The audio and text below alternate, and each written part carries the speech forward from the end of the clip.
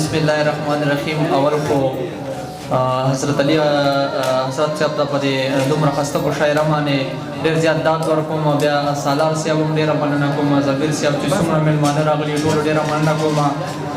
صالح نادان نور خبرې وکړي چې یو غزل به وایي، خو زه به دې دوه درې شعرونه مخکې وایم، سبا له ویزا ټایم دی ځکه چې پلار مې نه راپرېښود. سالار صاحب ډېره زیاته مننه کوم. زما شپارس یې وکړ د غزل نه مخکې یو درې شعرونه چې والله د هر سړي ور سره سر به خوږېده،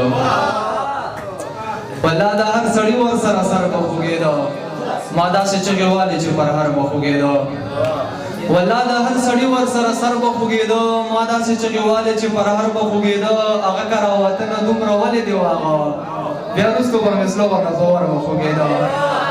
مننه مننه. هغه که راوتنه دومره ولې دی هغه بیا وروسته به مې زړه ورله په ور به خوږېده. قربان د پښتنو د دغې مینې د انداز چې لرله به یې درد ورکړه نو بره به خوږېده. قربان د پښتنو د دغې مینې د انداز چې لرله به یې درد ورکړه نو بره به خوږېده. د تاج صاحب ډېره مننه کوم. د غزل فرمایش وکړه چې د سترګو نه چې اوښکې مې ګریوان ته ورسېږي، د سترګو نه چې اوښکې مې ګریوان ته ورسېږي، د راز خبره لاړه چې جهان ته ورسېږي. او ظالم جانان ویل راته چې هله به یې معاف کړم. سالار صاحب ظالم جانان ویل راته چې هله به یې معاف کړم، که دومره اوښکې توی کړې چې باران ته ورسېږي. مننه. ظالم جانان ویل راته چې هله به یې معاف کړم، که دومره اوښکې توی کړې چې باران ته ورسېږي، چې غږ ورته ور وکړم او غوږ ورباندې کوڼ کړي وایم دومره چغې ووه چې اسمان ته ورسېږي.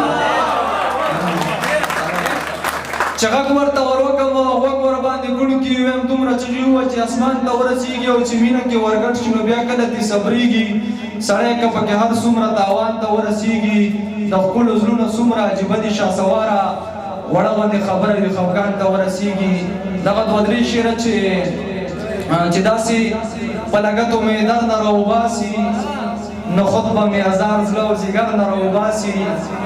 ریبانه دې ته زړه مو هغه یار چې زړه نه سخت دی، غمي ګورې اکثر خلک د غم نه راوباسي.